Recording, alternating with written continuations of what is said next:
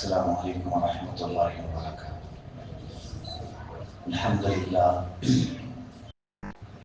الحمدللہ وکفا وسلام علی عبادہ الذین اصطفى اما بعد فاعوذ باللہ من الشیطان الرجیم بسم اللہ الرحمن الرحیم یا ایہا الذین آمنوا اذا تداینتم بدین الی اجل مسمى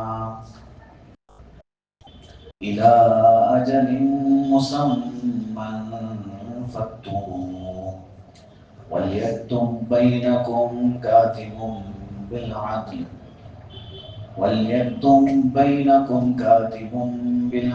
ولا يأب كاتب أن يكتب كما علمه الله فليكتب وليملل الذي عليه الحق وليتق الله ربه ولا يبخس منه شيئا صدق الله العظيم۔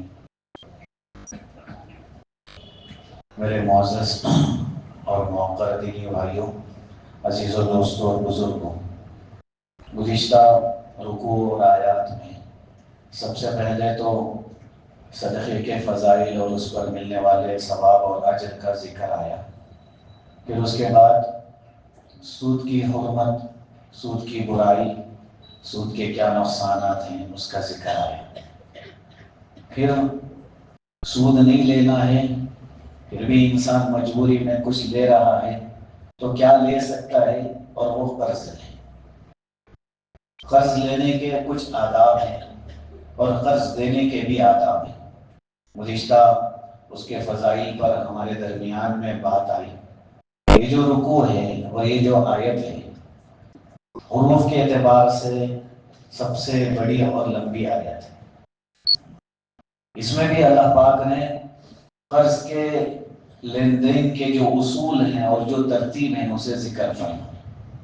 قرض کے متعلق میں ایک بات آپ کو بتا دوں، رسول اللہ صلی اللہ علیہ وسلم کی دعاؤں میں، اللہ کے رسول کی دعاؤں میں یہ ملتا ہے کہ نبی نے قرض سے پناہ مانگی ہے۔ یعنی رسول اللہ صلی اللہ علیہ وسلم نے اللہ سے دعا کی کہ اللہ قرض کے معاملے سے میری حفاظت فرما۔ صحابی نے پوچھا رسول اللہ آپ قرض سے پناہ مانگ رہے ہیں، کیا بات ہے؟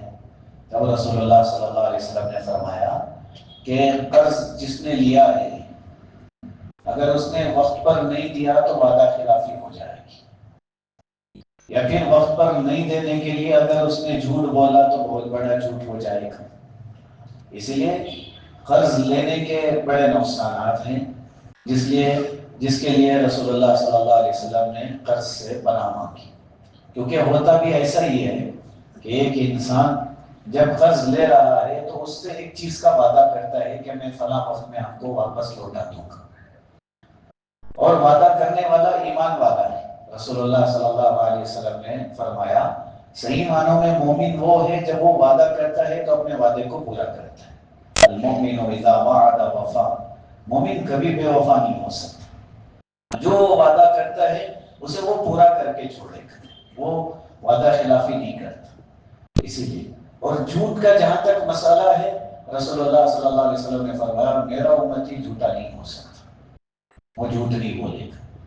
تو قرض کے معاملے میں یہ جو چیزیں آ جاتی ہیں کہ انسان وعدہ خلاف بھی ہو جاتا ہے اور انسان جھوٹ بھی بولنے لگتا ہے، ٹال مٹول کر رہا ہوتا ہے، اسے پتہ ہے کل نہیں دے سکتا لیکن پھر بھی لے رہا ہوتا ہے، نہیں کوئی بات نہیں آپ دے دے، کل واپس ضرور لوٹا دو گا۔ اور علاقے کے اعتبار سے میں یہ باتیں کر رہا ہوں، بعض لوگ قسم کھانے کے عادی ہو جاتے ہیں، قسم کھا رہے ہوتے ہیں، قسم خدا کی میں واپس کر دوں گا۔ یہ کبھی اللہ کی قسم کھا رہے ہیں، کبھی قرآن کی قسم کھا رہے ہیں قرض لینے کے لیے۔ اس لیے اللہ نے ایک ضابطہ بنایا، اللہ نے فرمایا کہ جب ایمان والے آپس میں قرض لے رہے ہیں اور دے رہے ہیں تو کچھ ترتیب ہو ان کے درمیان۔ اسی ترتیب کا اللہ نے اس آیت میں ذکر فرمایا۔ اللہ نے فرمایا اے ایمان والو، جب تم ادھار کا معاملہ کرنے لگو ایک متعین وقت کے لیے کہ فلاں وقت تک میں تمہیں قرض دے رہا ہوں، فلاں وقت تک تمہیں مجھے واپس لوٹانا ہے، اس طرح آپس میں جب معاملہ ہو رہا ہے، اللہ نے فرمایا فَاكْتُبُوهُ، اس معاملے کو لکھ لیا کرو۔ یہ سب سے آسان مسئلہ ہے. عموماً انسان دوستی میں یہ چیز دیکھتا ہی نہیں, وہ دے دیتا ہے, کہا چلو دوستی کے لیے اتنا بھی نہیں کرتا. کہ بعد میں جا کے جب سامنے والا دوست دھوکہ دے رہا ہے تو یہ روتا پھرتا ہے کہ میرے دوست نے میرے ساتھ بے وفائی کری. کہا جتنی بھی گہری دوستی ہو, لیکن شریعت نے ترتیب بتائی کہ جب بھی تمہارے درمیان میں معاملہ ہو تو تم اس معاملے کو لکھ لیا کر. اب لکھے گا کون؟ اللہ نے آگے فرمایا وَلْيَكْتُبْ بَيْنَكُمْ كَاتِبٌ بِالْعَدْلِ, تم دونوں کے درمیان میں ایک کاتب ہو, ایک لکھنے والا ہو جو انصاف کے ساتھ اس معاملے کو لکھے. وہ اس معاملے میں کمی بیشی نہ کرے بلکہ وہ لکھے اس معاملے کو پورے انصاف کے ساتھ. پہلے تو لکھنے کا مسئلہ تھا, اب کوئی اور بھی مسئلہ بنا لے, ٹیپ کرنے کا مسئلہ ہے, درمیان میں بیٹھ کے وہ ٹیپنگ کر لیں, تو وہ درمیان میں جو بندہ ہے وہ ان کے درمیان میں انصاف کے ساتھ کہ معاملہ کیا طے ہو رہا ہے, کس وقت تک طے ہو رہا ہے, پوری امانت داری کے ساتھ اسے لکھ لیں.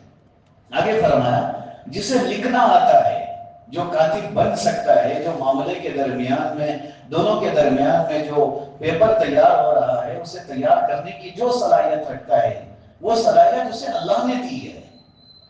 اللہ کہتے ہیں اسے چاہیے کہ وہ اس کام کو کرے, وہ انکار نہ کرے. جو کاتب ہے, جو لکھنے والا ہے, اللہ نے فرمایا وَلَا يَأْبَ كَاتِبٌ أَن يَكْتُبَ كَمَا عَلَّمَهُ اللَّهُ, جو چیز اللہ نے اسے سکھایا ہے وہ انسان اس لکھنے سے منع نہ کرے, انکار نہ کرے. اسے چاہیے کہ وہ لکھ دے اس معاملے کو. درمیان میں جس بندے کو امانت دار سمجھ کے ہم لا رہے ہیں کہ ہمارے درمیان میں آپ یہ معاملہ لکھیں, اسے چاہیے کہ لکھیں, وہ درمیان سے بھاگے نہیں. اللہ نے لکھنے والے کو بھی بتایا کہ تمہارے اندر ایک صفت ہونے کی ضرورت ہے, وہ ہے انصاف. معاملہ کس کے بھی ساتھ ہو لیکن انصاف کو نہیں چھوڑنا ہے, وہ آپ انصاف سے کبھی نہیں ہٹ سکتے. اس لیے حضرت عمر رضی اللہ تعالیٰ اس معاملے میں بڑے مشہور ہیں کہ یہ انصاف پسند تھے, بڑے انصاف پسند تھے. جب ان سے کمی ہوتی تو صحابہ خود اٹھ کے کھڑے ہو جاتے تھے. جب لگتا تھا کہ یہ کچھ انصاف سے ہٹ رہے ہیں تو صحابہ خود کھڑے ہو جاتے تھے کہ عمر تم کیا کر رہے ہو. حالانکہ حضرت عمر بڑے جرأت والے صحابی تھے, اتنا غصہ تھا کہ ہر چھوٹی غلطی پر گردن اڑا دینے کا ان کا خیال ہو جاتا تھا. بلکہ علماء نے لکھا ہے کہ جب ان کو اللہ کے رسول صلی اللہ علیہ وسلم کے بعد حضرت ابو بکر خلیفہ بنے اور انہوں نے جب حضرت عمر کو خلیفہ بنایا تو صحابہ جمع ہو گئے. ہاں یہ کیا ہو گیا, ابو بکر نے یہ کیا کر دیا, عمر کو انہوں نے خلیفہ بنا دیا, اب کیا ہوگا, ہماری ہر چھوٹی غلطی پہ ہماری گردن مار دیں گے, یہ تو مشکل ہو گیا. اس لیے سب جمع ہو کے حضرت ابو بکر رضی اللہ عنہ کے پاس آئے اور حضرت ابو بکر سے فرمایا کہ آپ نے کسے امیر بنا دیا, آپ نے مسلمانوں کے لیے جسے آپ نے بادشاہ بنایا ہے یہ کسی بھی معاملے میں نرمی اختیار نہیں کریں گے, کیونکہ رسول اللہ صلی اللہ علیہ وسلم نے فرمایا اشدہم فی امر اللہ عمر, دین کے معاملے میں میرے سب صحابہ میں سب سے زیادہ جو سخت ہیں وہ عمر ہیں.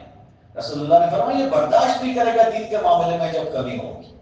اس لیے صحابہ نے حضرت ابو بکر سے جب پوچھا تو آپ نے کسے بنا دیا, حضرت ابو بکر رضی اللہ تعالیٰ نے ایک جملہ کہا تھا, جب میں مر کے جاؤں گا اللہ اور اس کے رسول مجھ سے پوچھیں گے کہ تم نے کسے اپنی اس امارت کی ذمہ داری کسے دی, آپ نے امیر کسے بنایا, تو میں اللہ سے کہوں گا کہ اللہ اس وقت میں جو پوری دنیا میں سب سے بہتر انسان تھا میں نے اسے بنایا. حضرت ابو بکر نے فرمایا سب سے اعتماد والا یہ انسان. حضرت عمر رضی اللہ تعالیٰ نے ایک مرتبہ ممبر پر سوار ہوئے اور لوگوں کے درمیان میں ابھی بات کرنے والے تھے تو ایک صحابی کھڑے ہو کے کہنے لگے عمر نیچے اتر, تو ممبر پہ سوار ہونے کے قابل نہیں ہے. کیونکہ صحابہ کوئی نہیں ہو, جب وہ انصاف سے ہٹتا تھا تو صحابہ سوال کر لیا کرتے تھے. فوراً کہ حضرت عمر نے کہا ایسا کیا ہو گیا مجھ سے, کہا تیرے جسم پہ 2 چادریں آج نظر آ رہی ہیں, جب تقسیم ہوئی تھی ہر ایک کے حصے میں ایک چادر تھی, لیکن تیرے پاس 2 کیسے آ گئی, تمہیں 2 چادر کیسے لے لی, سب کے حصے میں ایک چادر تقسیم ہوئی تھی, لیکن تو 2 رکھ لیا ہے, تو انصاف کے خلاف چل رہا ہے, تو نیچے اتر میں بس. حضرت عمر رضی اللہ تعالیٰ نے اپنے بیٹے کو بلایا, حضرت عبداللہ ابن عمر کو, ان کے سامنے حضرت عبداللہ ابن عمر نے کہا کہ نہیں, ابا کے پاس صرف ایک ہی چادر ہے, دوسری جو چادر انہوں نے اوڑھی ہے وہ میری چادر ہے. میں آج ابا کو جمعہ کے لیے نکلتا ہوا دیکھا تو ایک چادر تو اچھی ہے, دوسری چادر جو ان کی اپنی تھی جسے انہوں نے اوڑھا تھا 16 سے زیادہ پیپر اس پہ لگے ہوئے تھے. اس لیے میں نے سوچا ابا کو اپنی چادر دے دوں, یہ میری اپنی چادر ہے, میرے ابا نے کبھی ناانصافی نہیں کی ہے. یہ عدل والی صفت بہت ضروری صفت ہوتی ہے. یہاں اللہ نے فرمایا جو کاتب ہوتا ہے نا درمیان میں، کیونکہ آج پیسے لے کے لوگ معاملہ الٹے سے اسے غلط طریقے سے بدلا دیتے ہیں، پیپر بنانے میں لگ گئے ہیں لوگ، جس کی اپنی پراپرٹی نہیں ہوتی اس کے کاغذ بنانے میں لگ گئے ہیں۔ عجیب سا دھوکہ زمانے میں چل پڑا ہے، اور درمیان میں پیپر بنانے والے یہ سوچ رہے ہیں کہ ہم یہ بڑا کمال کا کام کر رہے ہیں، حالانکہ انہیں پتا ہے سامنے والا انسان جو آ کے بیٹھا ہے وہ دھوکے باز ہے، وہ دھوکہ دینے کے لیے کاغذ بنوا رہا ہے، لیکن یہ بندہ سمجھ رہا ہے کہ میری صلاحیت ایسی ہے کہ میں کاغذ ایسے بناؤں گا کہ لوگوں کو پتہ ہی نہ چلے کہ یہ نقلی ہے۔ وہ اس میں جو کام کر کے اپنے آپ کو بڑے اپنے آپ کو بڑا انسان سمجھ رہے ہیں، اللہ کہتے ہیں اس کام میں عدل کی ضرورت ہے۔ جب بھی ہمیں درمیان میں کسی کے درمیان میں کاغذ بنانے کا وقت آ رہا ہے یا لکھنے کا وقت آ رہا ہے، اللہ کہتے ہیں اسے چاہیے کہ وہ عدل سے کام لے، انصاف سے کام لے، اور جب کوئی آ رہا ہے تو انکار بھی نہ کرے، اس کے معاملے کو لکھے، کیونکہ یہ صلاحیت اللہ نے دی ہوئی ہے۔ اور آگے اللہ نے فرمایا کہ کوئی جس نے قرض لیا ہے وہ کمزور ہے، جس نے قرض لیا ہے وہ کمزور ہے، وہ اس وقت پر اس پر جو حق ہے، یہاں یہ جو بات ہو رہی ہے کہ یہ کتابت لکھائے کون، معاملہ لکھائے کون، یہ اس کی بات ہو رہی ہے، کیونکہ دو لوگ ہیں، ایک قرض دینے والا، ایک قرض لینے والا۔ اب یہ لکھائے کون، یہ پرچہ بنائے کون؟ اللہ کہتے ہیں پرچہ وہ بنائے جس نے قرض لیا ہے، جس پر قرضہ ہے، کیونکہ کبھی وہ اپنے حق میں زیادہ نہیں لکھائے گا، جتنا لیا ہے اس کے بارے میں مکمل لکھائے گا، کیونکہ اتنا دینا ہے اسے پتا ہے، اس کے بارے میں اسے ڈر بھی ہے، اس لیے وہ خیانت نہیں کرے گا۔ اللہ کہتے ہیں وَلْيُمْلِلِ الَّذِي عَلَيْهِ الْحَقُّ وَلْيَتَّقِ اللَّهَ رَبَّهُ وَلَا يَبْخَسْ مِنْهُ شَيْئًا، اور وہ شخص اس معاملے کو لکھائے جس کے ذمہ حق واجب ہے، جس نے قرض لیا ہے۔ اور آگے اللہ کہتے ہیں اس معاملے میں بھی اپنے رب سے ڈرنے کی ضرورت ہے، اسے چاہیے کہ وہ اپنے رب سے ڈرتا رہے، وَلَا يَبْخَسْ مِنْهُ شَيْئًا، اور اس میں یعنی جتنا قرضہ لیا ہے اسے بتلانے میں ذرا برابر بھی کمی نہ کرے، جو لکھا رہے ہیں پوری امانت داری کے ساتھ لکھا ہے کہ میں نے اتنا لیا ہے، اس میں ذرا بھی کم کرنے کی اجازت نہیں ہے، اور دوسری بات اس میں کتنا وقت کے لیے لیا ہے وہ بھی امانت داری سے لکھا ہے، اس میں بھی کمی بیشی کرنے کی بالکل اجازت نہیں ہے۔ اس معاملے میں اللہ سے ڈرنے کی ضرورت ہے۔ اب جس نے قرضہ لیا ہے وہ کمزور ہے، اب کمزوری کیا ہو سکتی ہے، اس بارے میں علماء نے فرمایا کہ وہ گونگا ہے، بول نہیں سکتا، تو وہ کیسے لکھائے گا، یا پھر ایسی زبان جو وہ جانتا ہے، جو زبان اسے آتی ہے، جو لکھنے والا ہے وہ زبان نہیں جانتا، یا کمزور ہو گیا ہے، اس کی بات سامنے والے کو سمجھ میں نہیں آ رہی جو لکھنے بیٹھا ہے، اس لیے اللہ نے وہ مسئلہ بھی حل کر دیا۔ اللہ نے فرمایا فَإِنْ كَانَ الَّذِي عَلَيْهِ الْحَقُّ سَفِيهًا، جس شخص کے ذمہ حق واجب تھا، جو قرض لیا ہے جس کے ذمہ حق واجب تھا، اگر وہ انسان عقل کے اعتبار سے کمزور ہے، سفیہاً او ضعیفاً، یا وہ کمزور البدن ہے، اس کا بدن کمزور ہو گیا، اتنی طاقت نہیں ہے اس کے پاس کہ وہ خود لکھا سکے، او لا یستطیع ان یمل، یا خود لکھانے کی قدرت نہیں رکھتا، جیسے میں نے کہا کہ زبان الگ ہے، زبان ایسی ہے کہ سامنے والا سمجھ نہیں پاتا، خود لکھانے کی قدرت نہیں رکھ پا رہا ہے، تو اللہ نے فرمایا اب ان کے ساتھ ایسا معاملہ ہوگا کہ اس کی طرف سے اس کا کوئی ذمہ دار اس معاملے کو لکھا دے۔ جب یہ ساری چیزیں پیش آ رہی ہیں تو اللہ نے فرمایا ان یمل هو فلیملل ولیہ بالعدل، تو اس کا ایک ذمہ دار، اس کی طرف سے ایک کارکن اس معاملے کو ٹھیک ٹھیک طور پر لکھا دے، وہ بھی انصاف کے ساتھ ہی لکھائے گا۔ اللہ نے یہاں بھی انصاف کی خیر لگائی بالعدل۔ اللہ نے اس صفت کو، میں آپ کو بتاؤں کہ بار بار اللہ یہ صفت کیوں ذکر کر رہے ہیں، کیونکہ ایک ایمان والا اس صفت سے ہٹ ہی نہیں سکتا۔ اللہ کو پسند ہے کہ ایمان والے کے اندر یہ صفت رہے۔ میں ڈر سے کہہ رہا ہوں، آپ کو برا لگے اللہ کے لیے معاف کرنا، آج لوگ مسلمانوں سے معاملہ کرتے ہوئے ڈرتے ہیں، ان کو ڈر لگتا ہے، بلکہ میں آگے بڑھ کے آپ کو بتاؤں مسلمانوں کو گھر دینے کے لیے بھی ڈر رہے ہیں، ڈر لگتا ہے کہ یہ پھر سے قبضہ بنا کے بیٹھ جائے گا، ڈر لگتا ہے، ڈر رہے لوگ، بلکہ اتنی زیادہ ہمارے اخلاق میں گراوٹ آ گئی ہے۔ میں آپ سے معذرت کے ساتھ میں نے یہ بات رکھنے کی میں نے درخواست کی ہے، کیونکہ بات ایسی ہے، جو بات اللہ نے، جو صفات اللہ نے بار بار ذکر کی ہے کہ تمہارے اندر عدل ہونی چاہیے، انصاف تمہارے اندر ہونی چاہیے، وہ چیز آج امت میں ختم ہو رہی ہے، وہ چیز آج مسلمانوں سے ہٹ رہی ہے، ہم حالات کے شکار ہو رہے ہیں، ہم حالات کے شکار ہو رہے ہیں۔ کوئی بھی انسان سامنے والا کیوں نفرت کر رہا ہے، کیونکہ وہ ہمیں صحیح مسلمان نہیں دیکھتا، اسے ہمارے درمیان میں صحیح ایمان والا نظر نہیں آ رہا ہے، صحیح ایمان والا کیا ہے اللہ نے سارا کچھ ہمیں سمجھایا.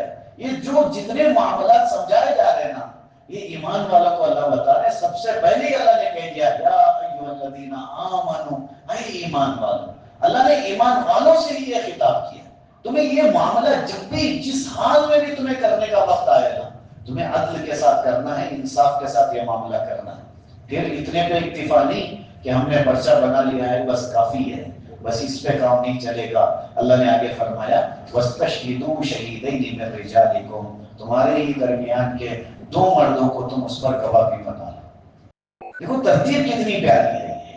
اس طرح اگر معاملہ ہوگا تو جھگڑے بھی ختم ہو جائیں گے، آپس کی نفرتیں ختم ہو جائیں گے، کوئی انسان دھوکہ ہی نہیں دے گا. کیونکہ میرے نبی علیہ السلام نے فرمایا من غش فلیس منا، جو دھوکہ دے وہ ہم میں سے نہیں ہو سکتا. جو دھوکہ دے، بلکہ شریعت نے کتنا خیال کیا ہے. میں آپ کو بڑی باریکی سے یہ بات بتا رہا ہوں. رسول اللہ صلی اللہ علیہ وسلم نے بدر کے موقع پر، اسلام کی تاریخ کی اتنی عظیم جنگ ہے جو صحابہ شریک ہوئے تھے، اللہ نے فیصلہ سنایا. آگے جا کے ان سے غلطی ہو بھی جائے ایڈوانس میں اللہ نے معاف کر دیا. اتنی عظیم ہستیاں ہیں یہ بدر کے صحابہ، ان سے آگے جا کے اگر کچھ بھول ہو بھی جائے اللہ نے پہلے کہہ دیا کہ میں نے ان کو معاف کر دیا ہے. ایسے صحابہ ہیں. ایسی جنگ کے لیے جب صحابہ جمع ہو رہے تھے اس وقت میں اللہ کے رسول صلی اللہ علیہ وسلم کے پاس 2 صحابہ آئے. رسول اللہ صلی اللہ علیہ وسلم نے پوچھا ہجرت کر کے آئے ہو کہاں؟ ہاں. اللہ کے رسول نے فرمایا آتے ہوئے راستے میں کوئی ملا تھا؟ کہا کافروں نے راستہ روکا تھا. کچھ بات ہوئی تھی تمہارے ان کے درمیان میں؟ انہوں نے کہا ہاں. اللہ کے رسول صلی اللہ علیہ وسلم انہوں نے ہمیں روکا اور ہم سے بات کرتے ہوئے ہمیں جانے نہیں دے رہے تھے. آخر میں انہوں نے ہمیں اس شرط پہ چھوڑا کہ ہم ان کے مقابلے میں جنگ کے لیے نہیں آئیں گے. اللہ کے رسول ہم نے ان سے اس بات کا وعدہ کیا ہے کہ ہم ان کے خلاف جنگ کے لیے نہیں آئیں گے. رسول اللہ نے فرمایا تم دونوں بدر میں شریک نہیں ہو سکتے. کتنی عظیم جنگ ہے. کس سے وعدہ کیا ہے؟ یہ وہ وعدہ کس سے کیا تھا انہوں نے؟ کافر ہیں جو ابھی دشمن بن کے میدان میں اتر رہے ہیں، لیکن اللہ کے رسول صلی اللہ علیہ وسلم نے فرمایا تم نے وعدہ کیا ہے. یہ وعدہ یہ ایمان والا توڑے یہ اس کی شان کے خلاف ہے. رسول اللہ نے فرمایا نہیں. اور تکلیف دینے کا جہاں تک مسئلہ ہے، ایک غزوے کے موقع پہ رسول اللہ صلی اللہ علیہ وسلم نے صحابہ کے درمیان میں، غزوہ کسے کہتے ہیں جس جنگ میں رسول اللہ خود شریک تھے، اللہ کے رسول نے صحابہ سے پوچھا کہ اس میں موجود کوئی ایسا ہے جس نے اپنے پڑوسی کو تکلیف دیا ہو، وہ کھڑا ہو جائے. صحابہ امانت دار تھے، وہ جھوٹ نہیں بولتے تھے. اس لیے ایک صحابی کھڑے ہو گئے، رسول اللہ صلی اللہ علیہ وسلم نے بلایا اور پوچھا کیا تکلیف دی ہے؟ انہوں نے کہا رسول اللہ تکلیف تو کچھ بھی نہیں، بلکہ مجھے ایک مرتبہ استنجے کی بہت سخت ضرورت پڑ گئی، میں اپنے پڑوسی کے دیوار کے پاس میں نے پیشاب کر دیا. رسول اللہ نے فرمایا تم ہمارے ساتھ جنگ میں نہیں آ سکتے. غزوے سے روک دیا رسول اللہ صلی اللہ علیہ وسلم، کیونکہ یہ معاملات ہیں اس میں صفائی بہت ضروری ہے. اللہ کے رسول نے کتنی باریکی سے ہمیں شریعت سمجھایا. اللہ کے رسول اللہ نے یہاں آیت میں فرمایا صرف لکھانے سے کام نہیں چلے گا، اور 2 مردوں کو تم اس پر گواہ بھی بناؤ گے. وَاسْتَشْهِدُوا شَهِيدَيْنِ مِن رِجَالِكُمْ، تم میں سے 2 مردوں کو تم اس پر گواہ بھی بنا لو. گواہ بنانی چاہیے تمہیں. اب جب معاملہ ہو رہا ہے 2 مرد موجود نہیں ہے، صرف ایک ہی مرد ہے. 2 مرد نہیں. اللہ کہتے ہیں 2 مرد، ایک ہی مرد ہیں. اللہ نے آگے فرمایا فَإِن لَمْ يَكُونَا، اللہ کہتے ہیں فَإِن لَمْ يَكُونَا رَجُلَيْنِ، 2 مرد نہیں ہے، فرجل، بس ایک مرد ہے، ایک ہی مرد کو لے لو. لیکن وَامْرَأَتَانِ، ساتھ میں 2 عورتوں کو شامل کر، کیونکہ اب 2 عورتوں کی گواہی ایک مرد کی گواہی کے برابر ہوتی ہے. اب اس کا کیا مسئلہ ہے؟ کیوں ایسا کر دیا؟ شریعت نے طے کر دیا. پہلی چیز سمجھنے کے لیے اللہ کہتے ایک مرد گواہی دے گا، اس کے ساتھ جو گواہی دینے والے ہیں اگر عورت ہیں تو 2 عورتوں کو گواہی دینا ہوگا. یہ پہلی چیز. دوسری چیز یہ ہے اللہ نے خود آگے بھی یہ بات سمجھائے، ہو سکتا ہے کہ عورتیں اپنے کام کاج کی وجہ سے یا بچوں کی ذمہ داریوں کی وجہ سے بھول جائیں، اس لیے ایک نہیں 2 ہونی چاہیے. ایک اگر بھول بھی جائے نا تو دوسری انہیں یاد دلائے. اللہ نے فرمایا فَإِن لَمْ يَكُونَا رَجُلَيْنِ، اگر 2 مرد میسر نہ ہو، فَرَجُلٌ وَامْرَأَتَانِ، تو آپ ایک مرد اور 2 عورتوں کو گواہ بنا لیں. اب کون ہو؟ مِمَّن تَرْضَوْنَ مِنَ الشُّهَدَاءِ، وہ ان گواہوں میں سے جن کو تم پسند کرتے ہو، یعنی جو گواہی دینے کے قابل ہوں. جو اس لائق ہو کہ گواہی دے سکے، جو تمہیں پسند بھی آتے ہو کہ ہاں یہ صحیح ہے، یہ انصاف پسند ہے، اور یہ کیوں ہے؟ اللہ نے اسے بھی فرمایا ان تذل احداہما، تاکہ ان دو عورتوں میں سے جب کوئی ایک بھول جائے فتذکر احداہما الاخری، تو ایک دوسرے کو یاد دلا دے کہ معاملہ ایسا ہوا تھا۔ ایک دوسرے کو یاد دلانے کے لیے اللہ نے فرمایا دو عورتوں کا ہونا ضروری ہے۔ اب معاملہ ایسا ہوا، اختلاف پیدا ہو گیا، پرچہ بھی بنا لیا گیا ہے، اس پر گواہ بھی بنا لیے گئے ہیں، معاملہ آ گیا، اب گواہوں کو بلایا جا رہا ہے کہ اب تم آؤ، گواہی دینے کا وقت آ گیا ہے۔ گواہ انکار کر سکتے ہیں، اللہ نے کہا نہیں۔ جب اس معاملے میں تم گواہ بن کر آگے آ چکے ہو، اللہ نے فرمایا وَلَا يَأْبَ الشُّهَدَاءُ إِذَا مَا دُعُوا، جن کو گواہ بنایا ہے گواہ وہ انکار نہ کرے جب ان کو گواہ دینے کے لیے، گواہی دینے کے لیے بلایا جائے۔ جب ان کو کورٹ میں حاضری دینے کے لیے بلایا جا رہا ہے یا لوگوں کے درمیان میں اس معاملے پر گواہی دینے کے لیے بلایا جا رہا ہے، اللہ کہتے ہیں جن کو گواہ بنائے ہیں آپ وہ انکار نہ کریں۔ وَلَا تَسْأَمُوا أَن تَكْتُبُوهُ صَغِيرًا أَوْ كَبِيرًا إِلَىٰ أَجَلِهِ۔ ایک اصولی بات اللہ نے یہاں سمجھایا کہ تم اس قرض کے بارے میں، جو قرض تم لے رہے ہو، ایک بار لیا آپ نے لکھایا بھی، گواہ بنائے بھی، پھر لیا پھر آپ نے لکھایا بھی، گواہ بنایا بھی، تیسری مرتبہ آپ سوچ رہے ہیں بار بار معاملہ ہو رہا ہے کیوں لکھا ہے، یا پھر صرف لکھا لیتے ہیں گواہ کیوں بنائیں، ہم قرض لے رہے ہیں یہ سب کو کیوں بتائیں؟ اللہ کہتے ہیں جتنی بار بھی معاملہ ہونا بار بار لکھو، معاملہ چھوٹا ہونا 5,000 روپے ہمارے لیے کوئی بڑی بات نہیں ہے، اللہ کہتے نہیں، چھوٹے سے چھوٹے معاملے پر بھی، بڑا سا بڑا معاملہ پر بھی اللہ کہتے ہیں وَلَا تَسْأَمُوا أَن تَكْتُبُوهُ صَغِيرًا أَوْ كَبِيرًا إِلَىٰ أَجَلِهِ۔ اس قرض کے معاملے میں بار بار لکھنے سے اکتایا مت کرو، ایسا مت کہنا کہ بس اب بس ہو گیا ہے، اب اس پر اکتاہٹ مت پیش کرو، صغیراً اور کبیراً، اللہ کہتے ہیں چاہے وہ معاملہ چھوٹا ہو یا بڑا ہو، جس مدت کے لیے طے کیا جا رہا ہے۔ دیکھو یہاں آ کے ہم غلطی کرتے، یہ ہمارے اپنے ہی ہیں، بھیا سے معاملہ کرتے ہوئے میں کیوں لکھا لوں، بعد میں جا کے کہتے ہیں میرا بھائی میرا خون ہے لیکن دھوکہ دے دیا، بہن سے میں معاملے میں کیوں یہ کروں، پھر بعد میں جا کے جب دینے کا وقت آ رہا ہے تو بہن سے کہہ رہے ہیں شادی کے وقت میں نے تجھ پہ بڑا خرچ کر دیا تھا اب کیوں دوں۔ یہ اپنے سمجھ کے یا چھوٹا معاملہ سمجھ کے یہ جو اللہ کی بنائی ہوئی ترتیب ہے اس پر عمل نہیں کرتے تو بعد میں جا کے اختلاف ہو جاتے ہیں۔ اللہ کہتے ہیں چھوٹا بھی مسئلہ ہو، بڑا مسئلہ ہو، یا بار بار لکھنا بھی پڑ رہا ہو، اللہ کہتے ہیں تمہیں اکتانا نہیں ہے، تم جتنی مرتبہ بھی معاملہ کرو اس ترتیب کے ساتھ عمل کرو، فائدہ کیا ہوگا؟ ذالکم اقسط عند اللہ، یہ لکھ لینا تمہارا انصاف کے زیادہ قریب ہے اللہ کے نزدیک۔ اللہ کے نزدیک یہ جو تمہاری ترتیب جو تم نے طے کیا ہے، جو اس ترتیب پہ جو تم چل رہے ہو یہ زیادہ انصاف کے قریب ہے۔ دوسری بات وَأَقْوَمُ لِلشَّهَادَةِ، اور یہ شہادت کا زیادہ درست رکھنے والا ہے، جو گواہی دے رہے ہیں ان کے لیے بھی اس میں زیادہ تقویت ملے گی، جتنی بار بھی وہ گواہ بن رہے ہیں اس میں بہتری ہوگا، فائدہ بھی ہوگا، اس میں گواہ بننے کے لیے بھی جسے گواہ بنا رہے ہیں اس کا بھرپور تمہیں نفع ملے گا، چاہے جتنے بار بھی تمہیں ان کو گواہ بنانا پڑے۔ اور آگے اللہ نے فرمایا وَأَدْنَا أَلَّا تَرْتَابُوا إِلَّا أَن تَكُونَ تِجَارَةً حَاضِرَةً، اور زیادہ اس کے اور زیادہ بہتر ہے کہ تمہیں اس میں شک بھی پیدا نہیں ہوگا، معاملہ طے کرتے ہوئے تم نے لکھ بھی لیا ہے، گواہ بنا بھی لیے ہیں، تو پھر تمہیں اس معاملے میں تمہیں ذرا برابر بھی شک پیدا نہیں ہوگا، تمہارا یہ معاملہ صاف صاف رہے گا۔ لیکن اب مسئلہ ایسا ہے کہ ایک ہاتھ سے لے رہے ہیں ایک ہاتھ سے لے رہے ہیں، کوئی چیز خریدنے کے لیے گئے تو صرف چیز خرید کے پیسے ادھار پہ نہیں طے کر رہے، اگر پیسے ادھار پہ طے کر رہے ہیں کہ آج آپ مجھے چیز دے دو میں 1 مہینے کے بعد، تو وہ 1 مہینے کے بعد کا وقت لکھنا پڑے گا، لکھانے کے لیے ایک آدمی کو لانا پڑے گا، گواہوں کو پیش کرنا پڑے گا، 2 گواہ اس پر بنانے ہوں گے، یہ ساری ترتیب ہے۔ لیکن معاملہ ایک ہاتھ سے دینا اور ایک ہاتھ سے لینے کا ہے، وہ چیز دے رہے ہیں اور وہ قیمت واپس کر رہے ہیں، اللہ کہتے ہیں اب یہ ساری چیزوں کی تمہیں ضرورت نہیں ہے، الا ان تکون تجارتا حاضرتا، مگر یہ کہ تمہیں یہ کوئی جو سودا تم ہاتھ پر ہاتھ لے رہے ہو، دست بدست کر رہے ہو، تدیرون بینکم، جس کو تم لیتے دیتے ہو وہ ایک دم سے ایک ہی وقت میں ہے، وہ زیادہ مدت کے ساتھ نہیں ہے، وہ ایک ہی وقت میں ہے، فلیس علیکم جناح الا تکتبوها، اب تمہارے لیے کوئی گناہ نہیں ہے، اب اس پر تمہیں کوئی گناہ نہیں ہے، اس کے نہ لکھنے پر تم نے جو نہیں لکھا اس پر تمہاری کوئی گرفت نہیں ہوگی، کیونکہ معاملہ نقد کا ہو رہا ہے، یہ ادھار کا معاملہ نہیں ہے، لیکن اللہ پھر بھی آگے کہتے ہیں وَأَشْهِدُوا إِذَا تَبَايَعْتُمْ، لیکن اس خرید و فروخت کا گواہ ضرور بنا لیا کر۔ ہم لکھے تو نہیں ہیں، لیکن جو مال لے کر گئے ہیں واپس آ کے وہ واپس کرنا چاہ رہے اور قیمت زیادہ بتا رہے ہیں، لیکن لکھا ہوا نہیں ہے نا، اس لیے اللہ کہتے ہیں نہیں وَأَشْهِدُوا إِذَا تَبَايَعْتُمْ، اس خرید و فروخت کے وقت گواہ بنا لیا کر۔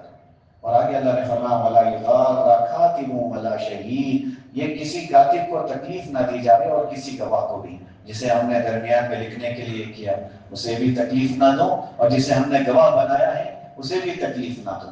علماء نے یہاں تک بتایا کہ یہ جو لوگ درمیان میں لکھنے والے بن رہے ہیں، اگر یہ اجرت مانگ رہے تھے کو اجرت دے دینی چاہیے، یہ اجرت لے سکتے ہیں، کیونکہ یہ اپنا ہنر بھی لگا رہے ہیں، اپنا وقت بھی لگا رہے ہیں۔ کسی کو ہم نے گواہ بنایا، اس گواہ کو ہم بلا رہے ہیں، اب آؤ وقت آ گیا ہے تم میں گواہ بننے کے لیے، اب وہ جو آنے کے لیے جو اجرت وہ مانگ رہے ہیں، وقت چھوڑ کے، وقت جو ہمارے لیے صرف کر رہے ہیں، اور جو سواری میں وہ سفر کر کے آ رہے ہیں، اب یہاں علماء نے رخصت دی کہ اسے تکلیف نہ دے کہ وہ گواہ بن رہا ہے، اس پر ہی خرچ ڈالنا ہے، وہ کہہ رہے کہ میرا خرچ مجھے دے دو، پھر اسے خرچ دینا چاہیے، اسے تکلیف نہ دیں۔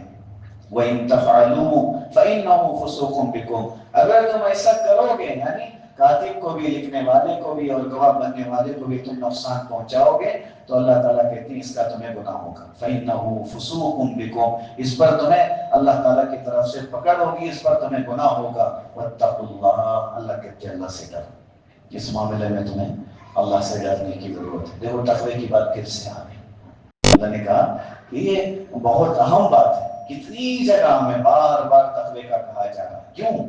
اس لیے کہ اللہ نے ضابطہ بتایا اِنَّ لِلْمُتَّقِينَ مَفَازًا، کامیابی اگر کسی کے لیے ہے تو وہ تقوی والوں کے لیے، وہ جس میں تقوی ہوگا نا بس وہی کامیاب ہے، وہی کامیاب ہے جن میں تقوی ہو۔ اور تقوی صرف نماز میں نہیں ہوتا، تقوی صرف قرآن میں نہیں ہوتا، تقوی ہر جگہ ہے، چاہے ہم بازار میں ہو، چاہے ہم معاملات میں ہو، چاہے ہم معاشرت میں ہو، چاہے ہم اخلاق والے دین پر چل رہے ہوں، تقوی تو ہر جگہ ہے۔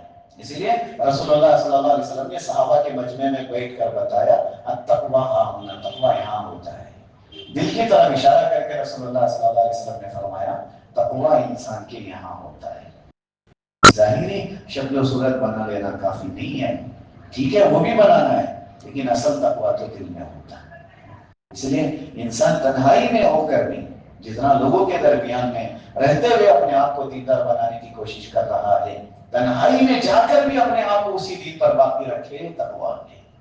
تنہائی میں جا کر بھی اسے خیال آئے، جب چار لوگوں کے درمیان میں عزت کے بارے میں ایک انسان سوچ رہا ہے، یہاں پہ کہ اگر میں نے برائی کی تو لوگ کیا کہیں گے کہ اس نے تو صرف ظاہر بنایا ہوا ہے، اندرونی یہ بڑا گندا انسان ہے۔ تنہائی میں جا کر بھی وہی سوچے کہ جو انسان لوگوں کے درمیان میں لوگوں کے لیے گناہ کرتے ہوئے ڈر رہا تھا، وہ تنہائی میں جا کے اللہ سے کیوں نہیں ڈرتا؟ میں ہمیشہ ایک بات اس عنوان پر کہا کرتا ہوں کہ ایک انسان پردے کی آڑ میں یا دروازے کے پیچھے گناہ کر رہا تھا، جب دروازہ ہلا یا پردہ ہٹا تو اس نے گناہ کرنا چھوڑ دیا۔ علماء نے لکھا ہے اس نے ڈبل گناہ کیا ہے، کیونکہ یہ لوگوں کے ڈر سے گناہ چھوڑ رہا ہے، اللہ کے ڈر سے نہیں چھوڑ رہا۔ لوگوں کے ڈر سے اس نے گناہ چھوڑا ہے، اور اللہ نے قرآن کے دوسرے حصے میں فرمایا کہ جس نے اپنے خواہشات پر عمل کرنے سے صرف اس لیے رکا کیونکہ مجھے اللہ کے سامنے کھڑا ہونا ہے، مجھے مر کے اللہ کے سامنے جانا ہے، یہ چیز جسے گناہ سے روک رہی ہے، اللہ کہتے ہیں فَإِنَّ الْجَنَّةَ هِيَ الْمَأْوَىٰ، جنت ہی اس کا ٹھکانہ ہے، وہ تو جنت میں ضرور جائے گا۔ اللہ اس کے لیے اللہ قاعدہ سنا رہے ہیں، جس نے صرف میرے ڈر سے اس نے اپنے خواہشات کو چھوڑ دیا، گناہوں سے اپنے آپ کو بچا لیا، اللہ کہتے ہیں وہ پکا جنت میں جائے گا، اس کا ٹھکانہ ہی جنت ہے، وہ جنت میں جائے گا۔ اس لیے میرے بھائیوں یہ سارا معاملہ اللہ کہتے ہیں اس میں تمہیں اللہ سے ڈرنے کی ضرورت ہے۔ پھر آگے اللہ کہتے ہیں اللہ کا احسان ہے تو پر وَيُعَلِّمُكُمُ اللَّهُ، یہ ساری ترتیب اللہ تمہیں سکھا رہے ہیں، یہ جو بھی ہے، یہ جو بھی احکامات ہیں یہ تمہیں اللہ سکھا رہے ہیں، اللہ کا احسان ہے، اللہ تم کو اس کی تعلیم فرماتے ہیں۔ وَاللَّهُ بِكُلِّ شَيْءٍ عَلِيمٌ، اللہ تعالیٰ سب چیزوں کو جاننے والے ہیں، اللہ ہر ایک چیز کو جانتے ہیں۔ میرے بھائیو ایک مکمل آیت ہے جس کو آج ہم نے ترجمے کے ساتھ تھوڑا سا سمجھنے کی کوشش کی۔ اب آپ کو میں ایک مسئلہ بتاؤں، یہ جو اللہ نے لکھنے کی ترتیب بتائی، گواہ بنانے کی ترتیب بتائی، یہ کس درجے میں ہے؟ فرض ہے، یا واجب ہے یا کس درجے میں ہے؟ کیونکہ اس طرح جنہوں نے بھی نہیں کیا وہ اپنے آپ کو بڑی مشکل میں محسوس کریں گے کہ ہم نے اللہ کا حکم توڑ دیا ہے۔ واقعی یہ اللہ کا حکم ہے، لیکن علماء نے فرمایا یہ مستحب کے درجے میں ہے، بہت اچھا ہے، تاکید کے ساتھ مستحب ہے۔ علماء نے فرمایا یہ استحباب تاکیدی ہے کہ تاکید کے ساتھ اس پر عمل کرنا بہت اچھا ہوگا، لیکن اگر نہیں کر رہے ہیں تو مشکل تو ہمیں خود ہے، نقصان تو ہمارا خود کا ہوگا۔ اس لیے اسے فرض کے درجے میں تو نہیں، لیکن جو چیز اللہ بتا رہے ہیں، جیسے میں آپ کو بتاؤں کہ شریعت کی بہت ساری چیزیں ہم معمولی سمجھ کے چھوڑ دیتے ہیں، بہت ساری چیزیں، سنت کے خود بہت ساری چیزیں جسے ہم معمولی سمجھ کے چھوڑ دیتے ہیں۔ آج ہی میں نے مطالعے میں ایک چیز پڑھی، جمعہ کے لیے جب میں پڑھ رہا تھا کہ شب قدر میں کن لوگوں کی مغفرت نہیں ہوتی، وہ فہرست ہم نے آج جمعہ میں رکھنے کی کوشش کی، کیونکہ ابھی جمعرات کو شب برات آنے والی ہے، ہم دعائیں کریں گے، اللہ سے مانگیں گے، لیکن وہ گناہ اگر ہمارے ذمہ رہ گئے تو اللہ ہماری اس دن مغفرت نہیں کریں گے۔ تو اس میں بولتے ہیں، میں نے یہ بھی رکھا کہ پیجامہ ٹخنوں سے نیچے لٹکانا، ہم اسے بہت معمولی سمجھتے ہیں۔ علماء نے لکھا کہ ایک ایسا گناہ ہے جس میں کوئی لذت بھی نہیں ہے، کیا مزہ آتا ہے ایک انسان کو پیجامہ ٹخنوں سے نیچے لٹکانے۔ رسول اللہ صلی اللہ علیہ وسلم نے ایک صحابی کو دیکھا، ان کی لنگی نیچے لٹک رہی تھی، پیچھے سے آواز لگائی یار اپنی لنگی کو اوپر کر لو، اس کا فائدہ بھی بتایا کہ تمہیں تقویٰ حاصل ہوگا، تم تقویٰ کے زیادہ قریب ہو جاؤ گے اور تمہارا یہ کپڑا بھی بچ جائے گا، اس کی حفاظت ہو جائے گی۔ تو انہوں نے کہا رسول اللہ یہ کپڑا ویسے بھی پرانا ہو گیا ہے، یہ کپڑا ویسے بھی پرانا ہو گیا، اللہ کے رسول یہ اگر پھٹ بھی جائے گا مسئلہ نہیں، اسے ویسے ہی اب یہ خراب ہونے والا ہے۔ رسول اللہ صلی اللہ علیہ وسلم نے تب ایک بات بتائی، کیا تمہاری زندگی میں میری سنت کی کوئی قیمت نہیں ہے؟ تم یہ سوچ رہے ہو کہ یہ کپڑا بس ختم ہونے والا ہے تو تم اسے لٹکاتے پھرو گے؟ اللہ کے رسول نے یہ فرمایا کہ تمہاری زندگی میں میری سنت کی کوئی قیمت نہیں ہے، میرے طریقے کی کوئی قیمت نہیں ہے۔ ہاں بس بات یہی ہے، ہم اسے معمولی سمجھ کے چھوڑ دیتے۔ اتنے سارے اپنے سگے ہیں جنہوں نے صرف قرض کے معاملے میں رشتے ناطے توڑے ہوئے ہیں۔ قرض کے معاملے میں آپ کو بتاؤں، رسول اللہ صلی اللہ علیہ وسلم نے فرمایا جن کے درمیان میں رشتے ناطے ٹوٹے پڑے ہیں ان کی بھی شب قدر میں مغفرت نہیں ہوتی، شب برات میں بھی ان کی مغفرت نہیں ہوتی، جنہوں نے ماں باپ کا دل دکھایا ہے ان کی بھی نہیں ہوتی۔ یہ بڑا وسیع عنوان ہے، میں مختصر سمیٹ لیتا ہوں کیونکہ بات یہی ہے، ہم اسے فرض نہیں ہے تو ہم چھوڑ دیتے ہیں، واجب نہیں ہے تو ہم چھوڑ دیتے ہیں، اور کتنے سارے ہیں سنت ہے چھوڑ دو مسئلہ ہی نہیں ہے۔ ہم میں اور صحابہ میں ایک فرق علماء نے لکھا ہے کہ صحابہ سنت کو سنت سمجھ کے کر لیتے تھے، ہم سنت کو سنت سمجھ کے چھوڑ دیتے، سنت ہی تو ہے نا، فرض نہیں نا۔ اللہ ہماری حفاظت فرمائے، اللہ سب کچھ جانتے ہیں، اللہ نے فرمایا واللہ بکل شیء علیم، اللہ تعالیٰ سب چیزوں کو جاننے والے ہیں۔ اس لیے میرے بھائیوں جب ان چیزوں کو سن ہی رہے ہیں، امت تک پہنچانا بھی ہے، امت کو سمجھانا ہی ہے۔ جو آگے آنے والی راتیں اور دن ہیں، خاص طور پہ شب برات، شب فارسی کا لفظ ہے، یہ شب جو ہے یہ فارسی کا لفظ ہے، رات کو کہتے ہیں، لیلۃ عربی میں یہ لیلۃ البرات کہتے ہیں۔ رسول اللہ صلی اللہ علیہ وسلم کی حدیث کے مطابق اللہ کے رسول نے فرمایا اس رات اللہ اتنی مغفرت کریں گے جتنے قبیلہ کلب کی بکریوں کے پال تھے اس کے بقدر اللہ معاف کریں گے۔ اس قبیلے والے بڑی بکریاں پالتے تھے، بہت زیادہ ریوڑ تھے ان کے بکریوں کی، اللہ کے رسول نے بکریاں نہیں کہا بلکہ ان کے بال کے برابر کہا، کیونکہ اس دن مغفرت عام ہوگی، اللہ کی طرف سے اعلان ہوگا۔ اس لیے میرے بھائیوں خوب دعاؤں کا اہتمام کرنے، ہمارے لیے بھی اور پوری امت کے لیے بھی۔ لیکن جو چیزیں ہیں ہماری اس دن ہمارے لیے معلومی کا سبب بن سکتے ہیں، جیسے رسول اللہ نے فرمایا مشرک ہے اللہ معاف نہیں کرے گا، شرک کا گناہ ہے، اللہ کے ساتھ کسی کو ٹھہرایا ہوا ہے، مشکل کشا حاجت رواں اللہ کے علاوہ کسی اور کو بنایا ہوا ہے، لوگ شوق میں ہی صحیح یہ کہتے پھر رہے ہوتے ہیں علی المدد، جملہ ہی صحیح نہیں ہے۔ لوگ پتہ نہیں ایسے نعرے کیسے تیار کر لیتے ہیں جس میں شرک داخل ہوتا ہے، وہ اللہ کے علاوہ کسی اور سے مدد مانگ رہے ہوتے ہیں۔ میرے بھائیوں حقیقت تو کھول کے رکھنا پڑے گا، بہت سارے ہیں دوسروں کے سامنے جا کے اپنے ماتھا ٹیک رہے ہوتے ہیں، اللہ کو پسند نہیں، اللہ کہتے ہیں شب برات میں بھی معاف نہیں کروں گا، کیونکہ قرآن میں اللہ نے فرمایا انہ من یشرک باللہ فقد حرم اللہ علیہ الجنہ، جو اللہ کے ساتھ شرک کرے گا نا اللہ نے اس پر جنت حرام کر دی، وہ نہیں جائے گا جنت میں، ومأواہ النار، اللہ نے کہا ٹھکانہ ہی جہنم ہے، اس کا ٹھکانہ ہی جہنم ہے، وہ جہنم میں ہی جائے گا۔ رسول اللہ نے فرمایا دوسرا وہ انسان جس کے سینے میں کینہ ہے، جس کا سینہ برا ہے، گندا ہے، ہم نفرت کے لیے پھرتے ہیں، اللہ ہمیں معاف فرما۔ ہمارے سینوں کو ہم گندا کر چکے ہوتے ہیں، اسے پاک کرنا ہوگا، اسے نفرتوں سے صاف کرنا ہوگا۔ کتنی مرتبہ ہم نے سنا کہ ایک صحابی کے بارے میں رسول اللہ روز کہتے تھے کہ آج جو مجلس میں آئیں گے وہ جنتی ہیں، اور صحابہ دیکھ رہے ہیں 3 دن بھی وہی صحابی آ رہے ہیں جن کے بارے میں رسول اللہ کہہ رہے ہیں جنتی ہیں۔ ان کا خاص عمل کیا ہے؟ صحابی نے تلاش کیا، کوئی خاص عمل نظر نہیں آیا۔ پوچھا کیا عمل ہے تمہارا؟ انہوں نے کہا کچھ بھی نہیں، وہی جو تم نے دیکھا۔ کہا بتاؤ تو صحیح آخر کیا ہے؟ انہوں نے کہا کہ جب رات کو میں سونے جاتا ہوں میرے دل میں کسی مسلمان کی برائی نہیں ہوتی، یہ پاک ہے۔ اور نبی نے کیا کہا؟ یہ جنتی ہے، کیونکہ یہ کسی سے نفرت نہیں کرتے۔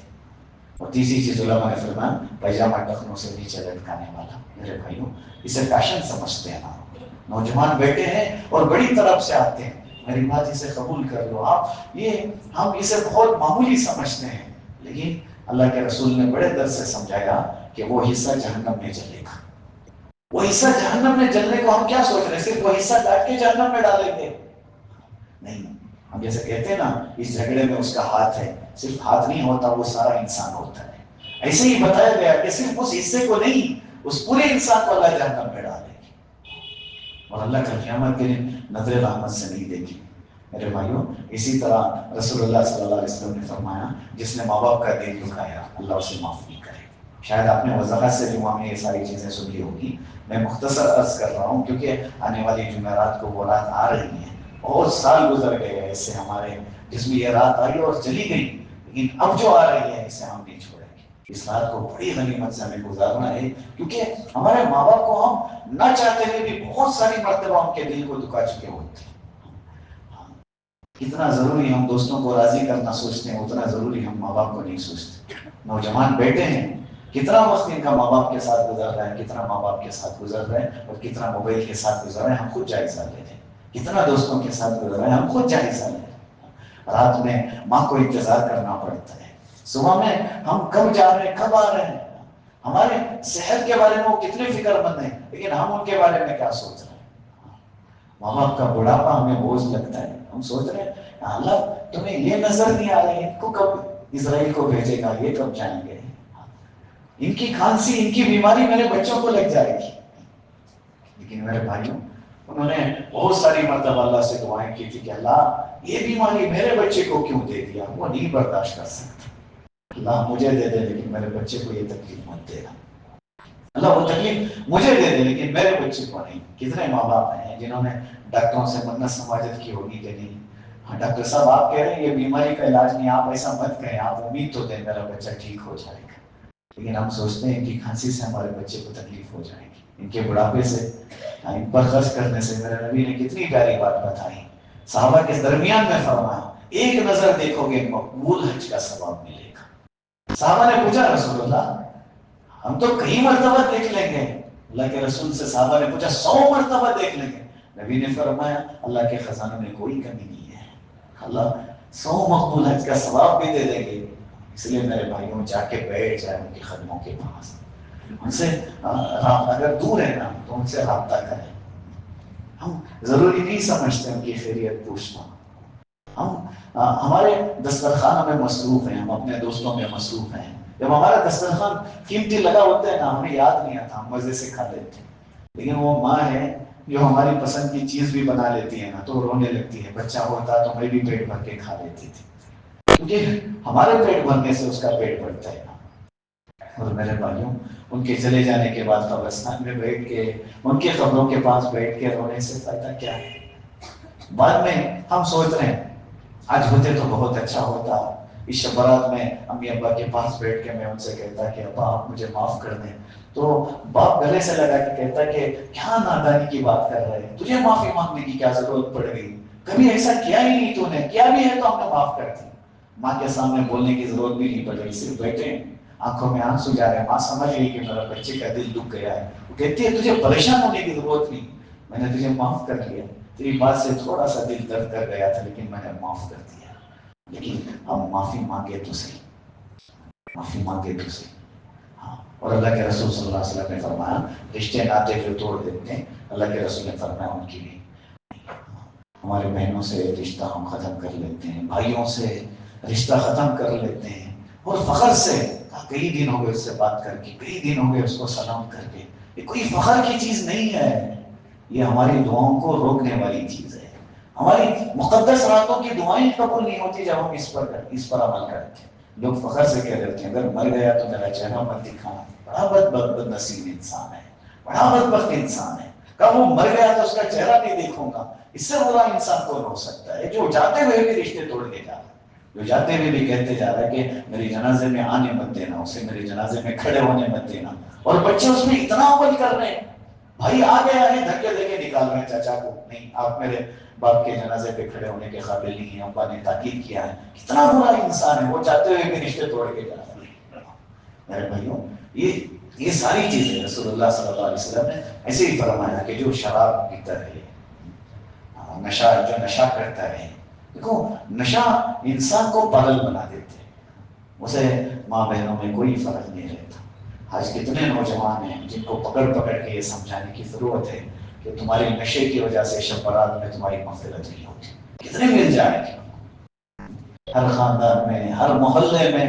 بلکہ آج تو سارے مسلمان ہی اس مسئلے کو لیے پریشان ہیں کہ ہمارے بچے بچیاں دونوں بھی نشے کر رہے ہیں. ہماری جوان بچیاں تک نشے کے عادی ہو گئے ہیں. اس مسئلے میں سارے ہی پریشان ہیں، بہت پریشان ہیں. اس لیے یہ ساری چیزیں امت کو سمجھانے کی ہیں. اسی لیے رسول اللہ صلی اللہ علیہ وسلم نے ایک اور چیز بتائی. اللہ کے رسول نے فرمایا جو کاہن کے پاس جاتا ہے، فال نکالنے والے کے پاس، اور اس کی بات کو سچ بھی سمجھ رہا ہے، میرے نبی نے فرمایا اس کی بھی اس رات میں مغفرت نہیں ہوگی. ہم لوگ شادی سے پہلے فوٹو دکھا رہے ہوتے ہیں، کیا ان کا رشتہ جڑے گا؟ گھر سے پہلے دروازہ دکھا رہے ہوتے ہیں، کیا یہ دروازہ ہے اس پہ ہماری برکت آ جائے گی؟ بہت ساری چیزیں ہیں جو امت میں عقیدے کے اعتبار سے داخل ہو گئی ہیں. میرے بھائیوں، میں امانت سمجھ کے آپ کے سامنے رکھ رہا ہوں. یہ وہ چیزیں ہیں جو ہمارے اور اللہ کے درمیان میں آڑ بنی ہوئی ہیں. ہم سوچتے ہیں ہماری دعائیں کیوں قبول نہیں ہوتی. یہ ساری چیزیں جو ہمارے درمیان میں آ گئے اس لیے. ایسا کوئی گناہ ہماری زندگی میں شامل ہو، کوئی ہم سے ناراض ہم سے رشتہ جوڑے، خاص طور پہ اپنے ماں باپ سے معافی مانگے، ان سے جڑ جائے. میں نے آج جمعہ میں ایک جملہ کہا، وہ امانت آپ کے سامنے رکھ رہا ہوں.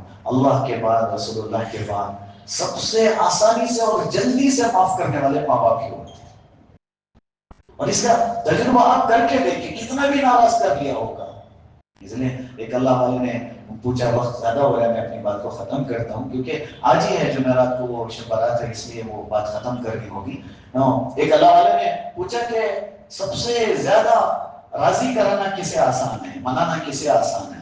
تو ایک بچی کھڑے ہو کے کہنے لگی امی کو. امی کو. اس نے کہا کیسے؟ کہا کہ امی بھائی سے ناراض ہو جاتی ہے لیکن اس کا پورا خیال کر رہی ہوتی ہے. مجھے غصہ کر کے کہتی ہے کھانا لگا دینا ورنہ وہ کھانا کھائے بغیر سو جائے گا. اسے آرام کرنے کے لیے بستر صحیح سے لگا دینا ورنہ اسے نیند نہیں آئے گی. وہ ناراض ہے لیکن ہر چیز کا خیال کر رہی ہے. لیکن بھیا جب سامنے آ کے امی کو دیکھتے ہیں نا، امی راضی ہو جاتی ہے. تو انہوں نے کہا کہ واقعی اس بچی نے بڑی بات کی، لیکن ایک ماں کو راضی کرانا، ایک ماں کی محبت رکھنے والی کو راضی کرانا اتنا آسان ہے جس میں 70 ماؤں کی محبت بھری ہوئی ہے. اسے راضی کرانا تو اور بھی آسان ہے. اسے راضی کرانا تو اور بھی آسان ہے. بس یہ چیزیں ہیں چھوٹی جن کو چھوڑ کر اللہ کو منانے کی ضرورت ہے. میرے بھائیوں، اللہ سے دعائیں اللہ ہمیں عمل کی توفیق نصیب فرمائے. آنے والے شب برات کو بڑے اہتمام سے عبادتوں کے ساتھ، انفرادی عبادتوں کے ساتھ گزارے. دعاؤں کا خوب اہتمام کریں. اگلی جمعہ کے سلسلے میں ہو سکتا ہے کہ اس سے ایک دن پہلے جمعرات کو شب برات ہے تو جمعہ کو تفسیر ہوگی کہ نہیں ہوگی، لیکن میرے بھائیوں تفسیر تو ہوگی. یہ جو ترتیب چل رہی ہے آپ لوگوں کے درمیان میں اس طرح بیٹھنا، یہ جو تفسیر کا تسلسل ہے، ہم نہیں چاہتے کہ یہ درمیان میں کسی بھی طرح سے درمیان میں رکے. انشاءاللہ اگلی جمعہ بھی تفسیر ہوگی. آپ بھی آئیں، اپنے ساتھیوں کو بھی لائیں، کیونکہ میں نے گزشتہ بھی بتایا تھا کہ سورہ بقرہ ختم ہونے کے لیے بس اب 3-4 آیتیں باقی ہیں. سورہ بقرہ ختم ہو جائے گا انشاءاللہ. کچھ فضیلت والی آیتیں آخری میں آئیں گی، اس کی تفسیر بھی ہمارے سامنے آئے گی. اللہ سے دعا ہے اللہ ہمیں عمل کی توفیق نصیب فرما. الحمدللہ رب العالمین. اللهم صل على سيدنا شفیعنا حبیبنا مولانا محمد مبارک وسلم. پیارے اللہ، بڑے گناہ گار ہیں، بڑے خطا کار ہیں، مجرم و سیاہ کار ہیں. اللہ گناہ کو گناہ سمجھ کر بھی کر چکے ہیں، اللہ گناہ کرتے ہوئے کبھی آپ کا خیال بھی آیا لیکن پھر بھی گناہ کرتے چلے گئے۔ اللہ ہم بہت بڑے گناہ کر رہے ہیں۔ اللہ جب بھی ہم گناہ کر رہے تھے، زمانہ ہمیں نہیں دیکھ رہا، یہ سوچ کے ہم نے اپنے آپ کو بڑا خلق سمجھ لیا، لیکن آپ کے فرشتوں نے سارا کچھ محفوظ کیا، سب کچھ لکھ کے رکھی۔ اللہ آپ بھی دیکھ رہے تھے۔ اللہ ہمیں معاف فرما دے، ہمیں معاف فرما دے اللہ۔ تو نہیں تو پھر ہمیں کون معاف کرے گا؟ تو نہیں تو پھر ہمیں کون معاف کرے گا؟ اللہ جب بچہ گندگی کر کے آتا ہے اور روتا ہوا آتا ہے، یا پھر چھوٹا سا بچہ جو بستر پہ لیٹا ہے جب گندگی کر لیتا ہے، گیلے پر کی وجہ سے رونے لگ جاتا ہے، ماں سب سے پہلے اس بچے کو اٹھا کے گلے لگاتی ہے، اس کی گندگی کو نہیں دیکھتی کیونکہ وہ بے انتہا محبت کرنے والی ہے۔ اللہ اس کے دل میں یہ محبت آپ نے ہی تو ڈالا ہے۔ آپ 70 ماہوں سے زیادہ محبت کرنے والے ہیں، ہم گناہوں کی گندگی کے ساتھ بیٹھے ہیں۔ ہمیں اپنا بنا لے، ہمیں اپنا بنا لے، اوروں کے حوالے نہ فرما۔ گناہ کرتے کرتے تھک گئے اللہ گناہ کرتے کرتے تھک گئے، اب تو ڈر لگتا ہے کہ اسی حالت میں مر جائیں گے۔ اللہ اگر ایسے ہی مر گئے کیسے تیرے سامنے آئیں گے، کیسے تیرے نبی کے سامنے کھڑے ہوں گے؟ اللہ جو لوگ ہمیں اچھا اور معصوم سمجھتے ہیں، ہر ایک کے سامنے ہم ذلیل اور رسوا ہو جائیں گے۔ اللہ ہمیں معاف فرما دے، ہمیں معاف فرما دے، ہمارے ظاہر اور باطن کو درست فرما۔ اللہ آپ نے بار بار تقوی کا حکم دیا، ہماری زندگی میں وہ چیز نہیں ہے۔ اللہ ہمیں تقوی نصیب فرما دے، اللہ ہمیں تقوی نصیب فرما دے۔ ہم خواہشات کے پیروی کرنے والے بن گئے، اللہ ہمیں تیرے احکامات پر چلنے والا بنا دے۔ اللہ ہمیں اپنا بنا لے، اوروں کے حوالے نہ فرما، خصوصاً نفس و شیطان کے حوالے نہ فرما۔ اللہ جن گناہوں کی وجہ سے مقدس راتوں میں بھی اللہ مغفرت رک جاتی ہے، وہ گناہ ہم نے بھی تھوڑے سے کر لیے ہیں، ہمیں معاف فرما دے۔ ممکن ہے کہ ہم نے اپنے ماں باپ کا دل دکھایا ہوگا، ان کو تکلیف پہنچائی ہوگی، ان کے دل کو ٹھیس پہنچایا ہوگا، اللہ ہمیں معاف فرما دے۔ اللہ ہمیں معاف فرما دے۔ بہت سارے ماں باپ اپنے بچوں کی دنیا کے خاطر اپنی آخرت برباد کر لیتے ہیں، اللہ بہت سارے دنیا سے بھی چلے گئے ہیں، اللہ ان تمام کی مغفرت فرما۔ اللہ ہمارے ماں باپ کی ہمیں قدر کرنے کی توفیق نصیب فرما۔ اللہ اس مجمع کو ان بھائیوں کو قبول فرما، قرآن سننے اور عمل کرنے کی توفیق نصیب فرما، سمجھنے کی توفیق نصیب فرما۔ اللہ ہماری دنیاوی و اخروی ضرورتوں کو اپنے خزانے غیب سے پوری فرما، ہمیں اخلاص نصیب فرما، عمل والی زندگی نصیب فرما، ہماری دعاؤں کو اپنے فضل سے قبول فرما۔ جزا اللہ عنا محمد وآلہ صلی اللہ علیہ وسلم۔ سبحان ربک رب العزة عما یصفون وسلام علی المرسلین والحمد للہ۔